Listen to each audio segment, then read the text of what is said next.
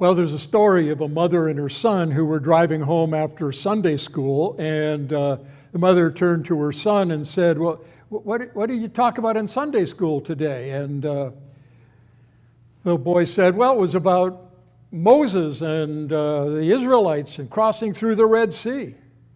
"Well, what did she tell you?" "Well, she told me that that Moses was a secret agent, and he went behind the Egyptian lines and he rescued his people and he brought them out, and then he built a pontoon bridge across the Red Sea using the army engineers. And when the Egyptian army began to get their tanks onto the bridge, he called in dive bombers and they blew them up and they were all buried in the Red Sea." His mother said, "Did she really tell you that?" "No," he said, "but you'd never believe what she did tell us." Well, there's something about that. We can know the story of the Red Sea and Israel's deliverance, but it is an amazing act. It is truly miraculous. It has the benefit not of being the result of a child's imagination, but about being what actually happened. And on that grounds alone, it is something of significance that God acted in this way to deliver his people, and the people of Israel exist today as a people in a continuing way because of God's action there at the Red Sea on that particular occasion. It is that. It is of historical significance. It becomes a pillar in the Old Testament that is constantly referred to. But in a larger sense, it's also a portrait of how God works, because it becomes a picture even in the New Testament of what we experience in and through the work of Christ. So as we walk through the story of Moses, we're here this morning in Exodus chapter 14, and we're going to move our way through this chapter to remind ourselves and see what God is doing. So we'll begin together by reading the first 10 verses of Exodus chapter 14. Then Yahweh said to Moses, "Tell the people of Israel to turn back and encamp in front of Pi Hahiroth, between Migdol and the sea, in front of Baal Zephon. You shall encamp it, facing by the sea. For Pharaoh will say of the people of Israel, they're wandering in the land, the wilderness has shut them in. And I will harden Pharaoh's heart, and he will pursue them, and I will get glory over Pharaoh and all his host. And the Egyptians will know that I am Yahweh." And they did so. When the king of Egypt was told that the people had fled, the mind of Pharaoh and his servants was changed toward the people, and they said, "What is this that we've done, that we've let Israel go from serving us?" So he made ready his chariot and took his army with him and took 600 choice, elite chariots, and all the other chariots of Egypt with their officers over all of them. And Pharaoh hardened the heart of Pharaoh, king of Egypt. And while he pursued the people of Israel, while the people were going out confidently, is probably better than defiantly, and the Egyptians pursued them, all Pharaoh's horses and chariots and his horsemen and his army, and overtook them, encamped at the sea by Pi-hahiroth in front of Baal Zephon. Well, it was just the 9 verses. We'll stop at that point. Let me remind you of what's happened. Passover night, slaying of the lamb, and God's people left the land with the Egyptians handing their jewels with them, glad to get them out because of the widespread death of the firstborn. And chapter 12, as we read what they said, it says, "The people of Israel journeyed from Ramses to Succoth."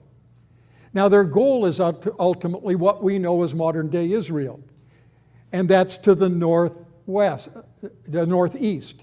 And so they begin to make their way northeast out of their central location in a place called Ramses. And some of these names are not very clear to us now at the precise time of this, but they begin to make their way northeast.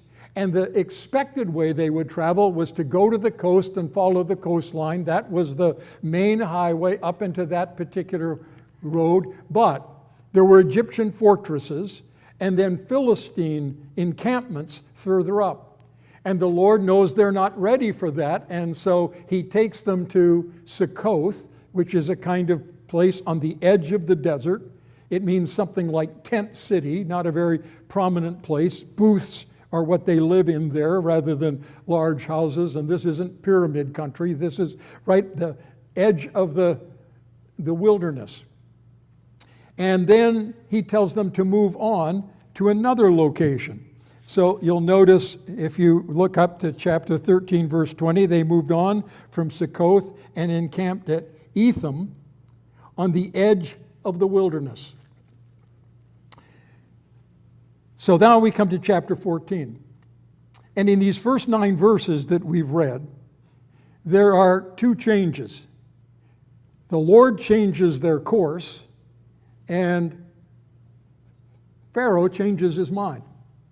So let's first of all, then Yahweh said to Moses, "Tell the people of Israel to turn back and encamp in front of Pi Hahiroth between Migdol and the sea," meaning the Red Sea. "In front of Baal Zephon, you shall encamp facing it by the sea."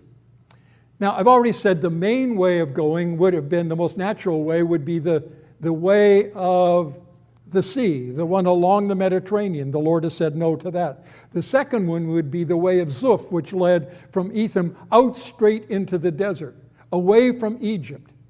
But now the Lord says something astonishing to Moses, militarily strange, strategically nonsensical. I want you to reverse course.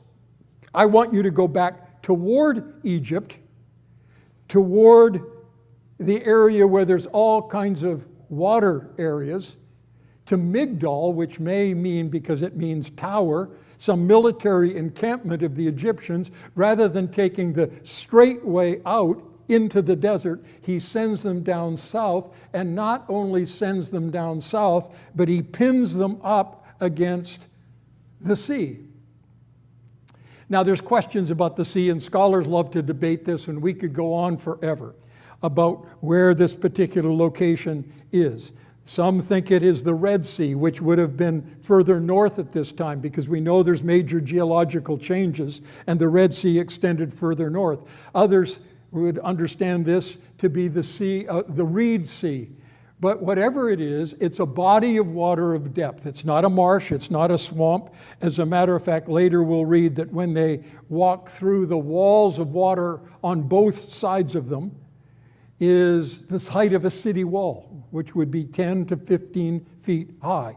So this is a large body of water. Whether it's the Bitter Lakes or the northern end of the Red Sea isn't worth taking the time to go into. There's all kinds of books and directions about this. But this is not a marsh, it's not a swamp, it's not a river, it is a large body of water, and they are pinned there. Now, if you're looking for a strategic thing to do, the worst thing in the world is to put yourself in a position where you've got no way to go out toward the desert away from the enemy, but the Lord is pinning them there in that particular place. And he's doing it for a very interesting reason. He's now changing strategy. Up until now, he has shown Pharaoh his power. And they've had the 10 plagues and all those evidences of God's power. But now he's going to seduce Pharaoh into a trap. He's going to give him the imagination, I've got them now. He's going to plant in his minds the idea, as we have it in verses 3 and 4. They're like lost sheep. They're leaderless. They're aimless. We can get them back. We should never have let them go. And he's regretting over and over and over. As we've seen the other plagues, he changes his mind again, and God is maneuvering all of these things because he's going to do several things. First of all, he is going to bring judgment on Pharaoh. Secondly, he's going to display his glory and his power and his uniqueness. Who is Yahweh that I should obey him? Pharaoh had said. He's going to learn in a massive way exactly who Yahweh is. And Israel is going to see God's power in an unforgettable way, so that for all of their generations after it, they will remember the Red Sea episode as the climactic demonstration that Yahweh is God, He alone. So, we shift from God's interesting strategy now and exposing His people to enormous danger, putting them in a place of peril, to Pharaoh. And from verse 5 to 9, we have what God had said happening. There have been reports coming back, and you can imagine that he had his people all over the land reporting on this mass movement of perhaps 2 million people. And everybody was reporting, they're here now, they're here now. And they had ways of getting those messages back to the king. And then now they make this strange turn. Instead of going out into the wilderness, and they move back and they pin themselves into a position where they are, the Egyptians will be coming, and they've got no way to retreat behind them. And I've got them. I've got them now. And with his heart determined, he's forgotten that the issue isn't Moses and the Israelites, it's who Yahweh is. Verse 6 to verse 9 tells us how he gathers together his entire army. He gets involved. 600 chariots, which are the elite tactical force of the Egyptian army. It was the chariots that set the Egyptian army apart from all of the others. That was a level of technological skill that the others simply did not possess. It made Egypt, Egypt. But he doesn't just have that. He has all of his horsemen. So he has cavalry, he has chariots, he has other chariots, and he has the infantry. And they make their way out to the place where now Israel finds itself, utterly pinned against the sea. And that moves us to the second stage. Yahweh's changed his course, reversing them, putting him in this place of vulnerability. And Pharaoh's now determined that he's going to bring back this slave labor that is so central to his economy. Verse 10 to verse 14. Pharaoh drew near. The people of Israel lifted up their eyes, and behold, the Egyptians were marching after them, and they feared greatly. And the people of Israel cried out to Yahweh. They said to Moses, "Is it because there are no graves in Egypt that you have taken us away to die in the wilderness?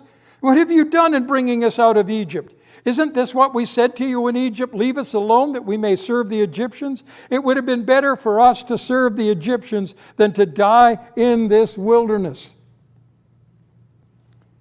And Moses said to the people, "Fear not, stand firm.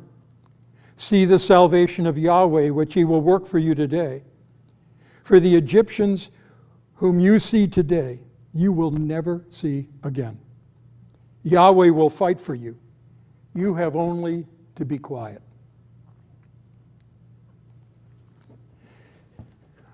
In the movie Toy Story, there's a moment in which Buzz Lightyear and Sheriff Woody have gotten isolated from Andy. And they're terrified they're not going to find their way back. And Woody is expressing anxiety about this. And Buzz looks at him and says, "This is not the time to panic." And Woody replies back, "This is an excellent time to panic." And if you think of the Israelites as they sit there, this is an excellent time to panic. They realize they're pinned against the sea. There's no way they can go in that direction. They have no army, they have no equipment to stand against the Egyptians, and they are there in force, and they can see them coming against them. And they are terrified because they see only two options. They're going to die by drowning or die by the sword. Or, I guess another one was, they were going to be dragged back into slavery. And it says they cried out to the Lord, but there's no indication it's a cry of help, a cry of, "We need you." It sounds like this is a cry of anger because of what they immediately say to Moses, who after all represented the Lord to them. It is a cry, a shriek of annoyance and anger and pain. And then they turn on Moses. And it's always interesting that when you're living out of panic, you begin to rewrite history. And that's exactly what they do. Is it because there are no graves in Egypt that you've taken us away to die in the wilderness? Somebody said that's the birth of Jewish humor. That kind of, Egypt did graves. I mean, why do people go to Egypt today? They want to see pyramids. There's lots of graves in Egypt. They did graves as nobody else in history has ever done graves. But they weren't meaning it in a humorous way. They were saying, we could have died there. That would have been fine. And then, you have brought us out of Egypt. But Moses hadn't, it was the Lord. And then, we told you we didn't want to go. But when the opportunity had come, they'd all gladly moved out and walked out. Warren Wiersbe makes the comment, fear has a way of erasing from our memory all the demonstrations that we've seen of God's power and God's faithfulness. And it's interesting, they had seen God deliver them in the most amazing series of events. Egypt had been experiencing all of these judgments. They'd been separated from nearly all of them. And then they'd been delivered out. But now all of a sudden, they're living on the basis of panic and fear. And they're forgetting who God is. And rather than trusting him, they are complaining. And Moses, I think this is one of the great moments in his life. They're characterized by panic. Moses is characterized by peace. And we've seen a lot of change in Moses. This bears no resemblance to the Moses who was at the burning bush. The man who met everything that God said to him with an excuse and with a complaint and pulling back. And we've seen him growing and maturing. And now he simply says to them, your eyes are in the wrong place. You're seeing the irresistible. You can't stand against them. You need to see the invisible. Don't be afraid. This isn't so much a command as an encouragement. The kind of thing you say to a small child when they're panicking about something. No, don't worry. Don't be afraid. Stand firm. See the salvation of the Lord. Don't fear. Stand, not stand still, because in a few minutes he's going to tell them to go forward. But keep your feet planted and look. And he gives this enormous promise. He will work for you today.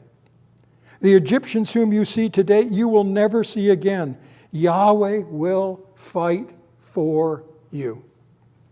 And you have only to be silent. You know, we're in a time where panic is easy, or anxiety, or fear. And we can look at all of the things around us, and there's lots of things that causes anxiety and fear. Whether it's our political setting, whether it's the health issues that we're going through, the economic troubles, all of those things are present in the world today. And yet there's a sense in which God comes to us to remind us that those things which are visible and very real can block our eyes from the reality of who God is and what his purpose is for us at all. And the call is, don't be afraid. 75 times in the Bible, at least, we have that expression. Don't be afraid. Stand firm. Keep your feet anchored and look for the salvation of God. The Lord will fight for you. And he does. And that leads us to the end of this particular chapter, this long story. So let's read it in sections, and we'll notice there's really 4 parts of it. The first part of it is the Lord's commands. So he speaks to Moses at this particular point. Yahweh says to Moses, why do you cry to me? Tell the people of Israel to go forward. Lift up your staff and stretch out your hand to the sea and divide it, that the people of Israel may go through the sea on the dry ground. I will harden the hearts of the Egyptians so they will go in after them. And I will get glory over Pharaoh and all his host, his chariots and his horsemen, and the Egyptians shall know that I am Yahweh, when I've gotten glory over Pharaoh, his chariots, and his horsemen. Now that's kind of unexpected, that first one. Why are you crying to me? Well, Moses, we hadn't been told, had been crying to the Lord. But maybe as all of these things were being said, he was going to the Lord and he's saying, Moses, this is an interesting, it's not time to be praying to me. It's time to be acting.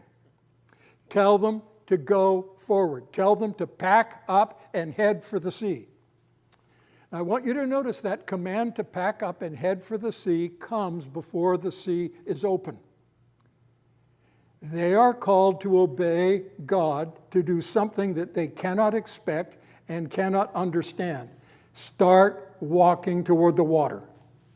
Well, I guess that was better than walking toward Egypt.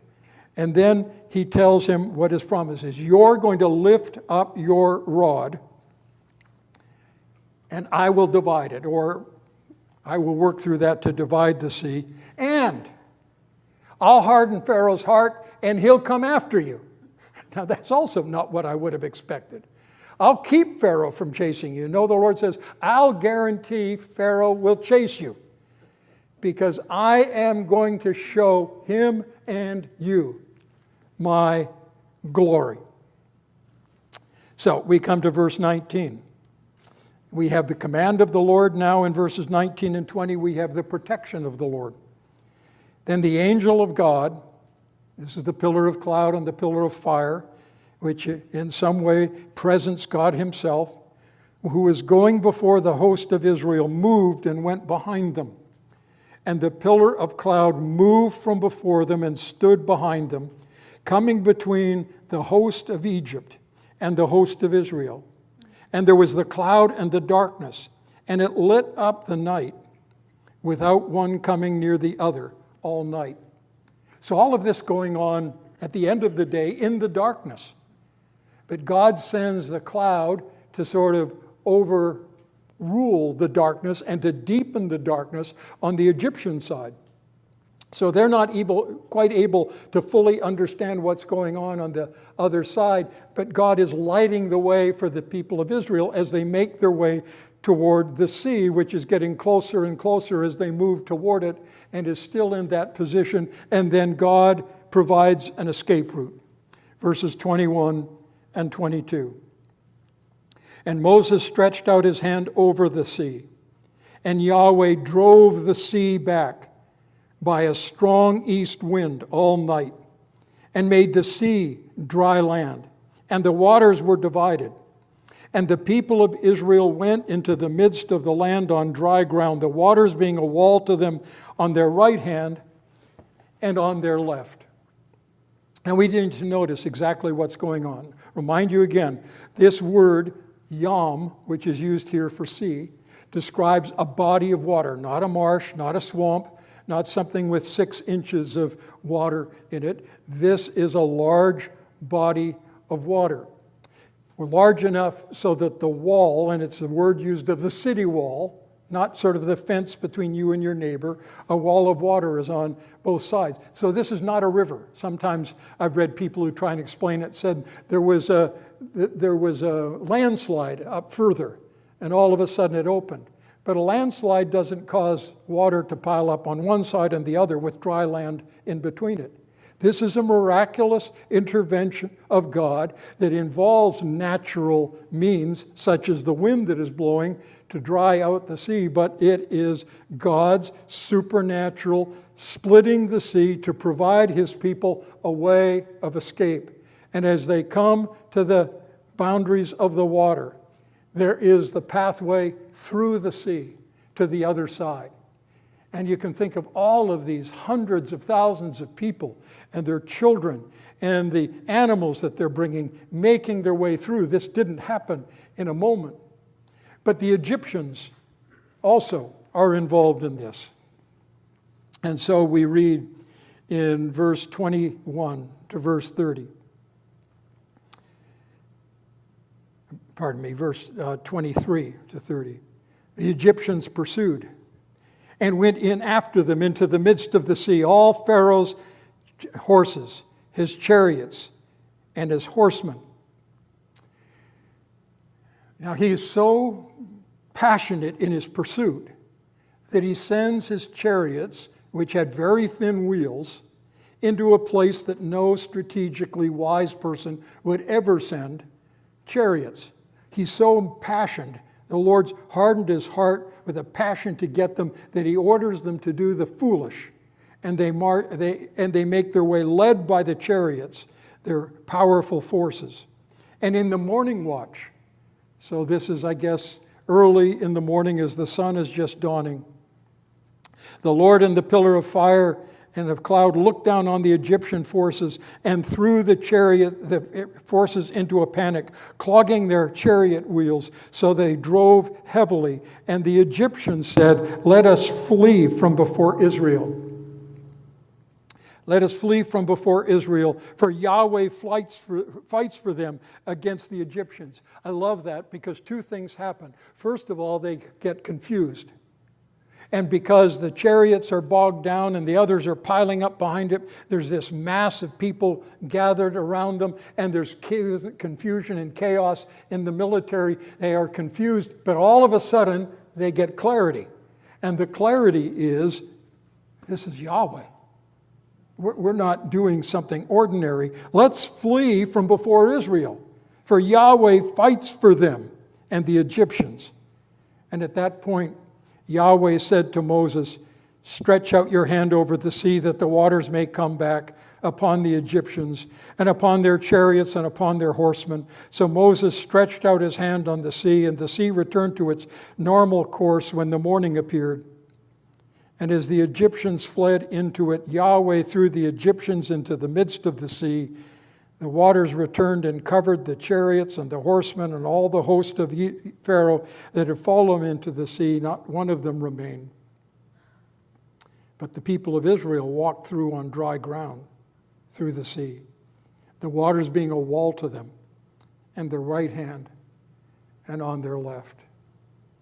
You will never see them again. And Yahweh had poured out his judgment on the Egyptians to liberate and free his people. It ends with this simple kind of summary. Thus Yahweh saved Israel that day from the hand of the Egyptians, and Israel saw the Egyptians dead on the seashore. Israel saw the great power that Yahweh used against the Egyptians, so the people feared Yahweh. And they believed in Yahweh and in his servant Moses. I think as we look on this passage, there are some things that we ought to notice. The most significant thing this passage tells us is that salvation is God's work, not ours. Israel stood and watched the salvation of the Lord. They could take no credit for God preserving them alive. They could take no credit for what was done for them by God himself. And as we come to the greater act of redemption, we come to the same place. Salvation is the work of God. Salvation is accomplished by what God does for us. We stand still and see the salvation of the Lord. And when the Lord Jesus died on the cross, he paid the penalty in completeness for our sins. He didn't do part of it, he did all of it. And we stand and look at the cross and we realize that God did what we could never do for ourselves. Salvation is God's work. The Lord is our salvation, we sang earlier, and that is the case. The second thing is that God does his saving work in the most unusual of ways. He deliberately put his people in a place where they were utterly vulnerable. Who would have thought that the way to accomplish all of this was to put Israel in such a place that they were at a dead end with no way out, and God was going to use their utter weakness as the way of delivering his people. But think about it. What is the greatest mark of weakness that you can imagine? It is to be hanging on a cross,